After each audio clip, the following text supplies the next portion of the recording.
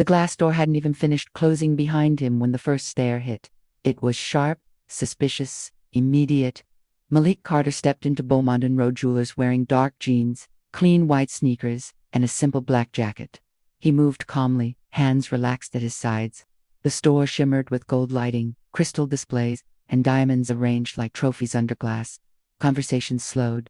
A sales associate near the counter subtly straightened up. Another whispered something into a headset. Malik ignored it. He had an appointment. He approached the center counter. "I'm here to pick up a custom piece, name's Carter." The woman behind the counter smiled politely, the kind of smile that didn't reach the eyes. "Of course." One moment, she typed on her tablet, then paused. Her expression changed. "Oh," she said softly. "That item." From across the showroom, a tall man in a gray suit looked up sharply. Malik noticed the shift immediately. "Yes," he replied calmly. "That item?" The associate forced another smile. "If you'll just wait here." She walked quickly toward the back office. Two customers standing nearby glanced at Malik's wrist empty, then at the high-end display cases surrounding him. Their eyes lingered too long. 30 seconds passed. Then a security guard appeared. He didn't greet Malik. He stood beside him. "Can I help you?" the guard asked, voice flat. "I'm already being helped," Malik replied evenly.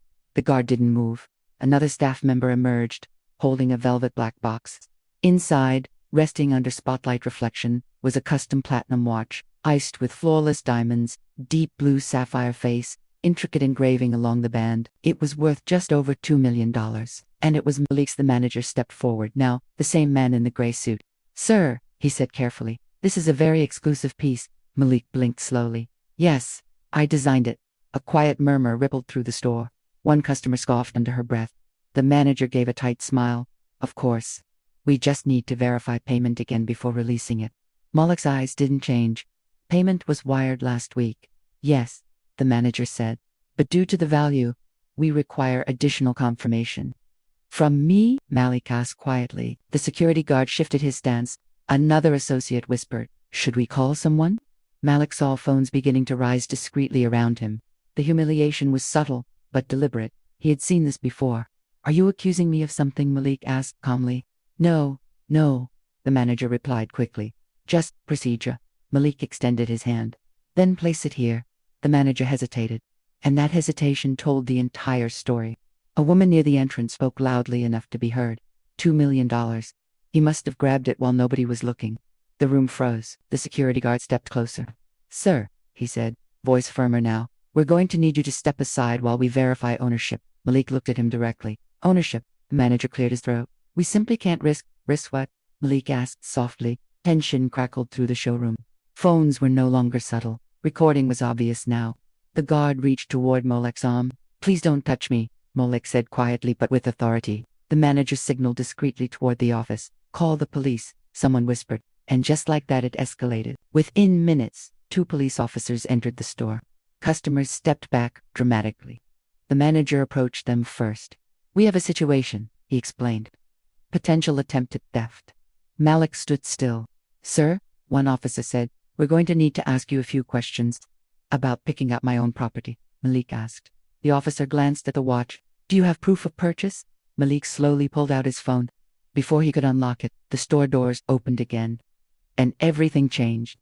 An older man entered briskly, white hair, navy suit, gold cufflinks. Harold Beaumont, founder of Beaumont and Road Jewelers. He had been in a private meeting upstairs. He looked around at the scene, police, security, customers, filming. "What is going on?" he demanded.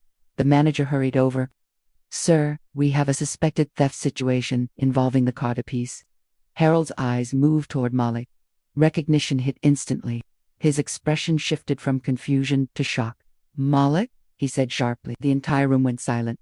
The manager blinked. "You know him?" Harold stepped forward quickly. "Know him. He's the investor who kept this company alive." The words dropped like a bomb. Silence turned heavy. "What?" the manager whispered. Harold faced the officers. "There is no theft. That watch was designed by Mr. Carter. He funded the entire Sapphire Collection launch." Gasps echoed across the showroom. Phones lowered slowly. The security guard stepped back. Harold continued, voice clear and loud. "When this company was 3 weeks from bankruptcy last year, Mr. Carter purchased 40% ownership, quietly, without press, without credit." The manager's face drained of color. Malik stood calmly. I prefer privacy, Malik said softly. Harold turned toward him. And you deserve respect. The police officers immediately relaxed their posture. One cleared his throat. Sir, it appears there's been a misunderstanding. Malik looked around the room at the same faces that had doubted him moments earlier. A misunderstanding, he repeated. The woman who had accused him earlier avoided eye contact. The manager swallowed hard. Mr. Carter, we were just following protocol. Malik tilted his head slightly. Protocol doesn't require humiliation. Nobody spoke. Harold faced his staff. Effective immediately. This store will undergo mandatory bias training, and the management structure will be reviewed. The manager's breathing visibly quickened. Malik stepped forward and finally took the watchbox himself. He opened it slowly. The diamonds caught the light. He fastened it around his wrist. Perfect fit. He looked at Harold. Next time, Malik said quietly, make sure your team recognizes their partners. Then he turned toward the door. The same doors he had walked through minutes earlier under suspicion. Now, they opened for him. Custon stepped aside. No one whispered now. No one recorded. As he walked out, Harold followed briefly. I'm deeply sorry, the founder said. Malik paused. I didn't invest in this company to be tolerated, he replied calmly. I invested to elevate it. Then he left. Outside, evening light reflected off his new watch, but the true shine wasn't the diamonds, it was dignity. And inside Beaumont and Roe, everyone had just learned the most expensive lesson of their careers. The cool evening air followed Malik as he stepped onto the sidewalk, but the tension from inside the store still clung to him like static. Traffic moved slowly along the avenue, headlights reflecting across the polished glass windows of Beaumont and Roe behind him. For a moment, he simply stood there, adjusting the cuff of his jacket as the diamond watch settled comfortably on his wrist. He had imagined this pickup differently. Quiet, professional, forgettable. Instead, it had turned into another reminder of something he had spent his entire life navigating, being questioned before being understood. Across the street, a young valet attendant who had witnessed part of the scene approached cautiously. Sir, excuse me, the young man said. I just wanted to say, that wasn't right. Malik looked at him and offered a small, genuine smile. Thank you.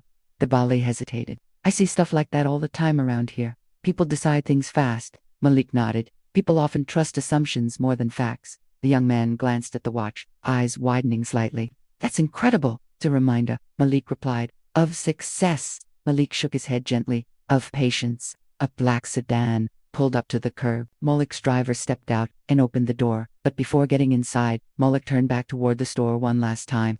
Through the glass, he could see employees gathered in discussion, their body language tense and unsettled. Change had already begun. Inside Beaumont and Roe, Harold Beaumont stood in the center of the showroom addressing his staff. The usual calm luxury atmosphere had disappeared, replaced by uncomfortable silence. What happened today, Harold said firmly, was not just a mistake, it was a failure of judgment. No one interrupted. The manager stared at the floor, unable to meet anyone's eyes. You evaluated appearance instead of information, Harold continued. And you nearly humiliated the very person responsible for keeping this business alive. One associate quietly wiped tears from her eyes. Harold's voice softened slightly. Luxury is not defined by price tags. It's defined by how people are treated when they walk through our doors. The words settled heavily across the room. Back in the car, Malik leaned his head against the seat, watching the city lights blur past. His phone buzzed repeatedly, messages from business partners, news alerts, and social media notifications. Someone's video from inside the store had already gone viral. Millions of views. Comments flooded in outrage, support, disbelief. He sighed softly. Public attention was something he avoided intentionally. Years earlier, he had learned that visibility often came with expectations he never asked for. He preferred building quietly, investing strategically, letting results speak without headlines. His assistant called moments later. Malik, are you okay? The video is everywhere. I'm fine, he replied calmly. They're calling it a discrimination incident. The news outlets want statements. Malik looked out the window at pedestrians crossing the street, ordinary lives continuing without interruption. No statements, he said. Let people draw their own conclusions.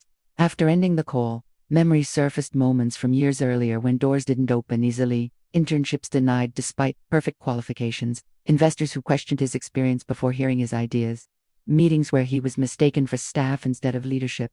Each moment had shaped him, not with bitterness, but with clarity. He understood something many people never had to learn. Respect given conditionally was never real respect. The car stopped outside his downtown office building. The lobby staff greeted him warmly as he entered. Familiar faces who knew him not because of wealth, but consistency. He worked late most nights, often long after executives in neighboring offices had gone home.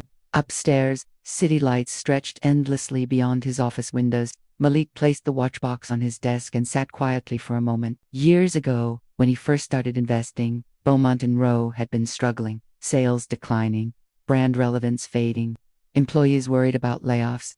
Malik had seen potential others overlooked: craftsmanship, history, and opportunity hidden beneath poor leadership decisions. He invested not just money, but strategy, new designs, digital expansion, younger clientele outreach.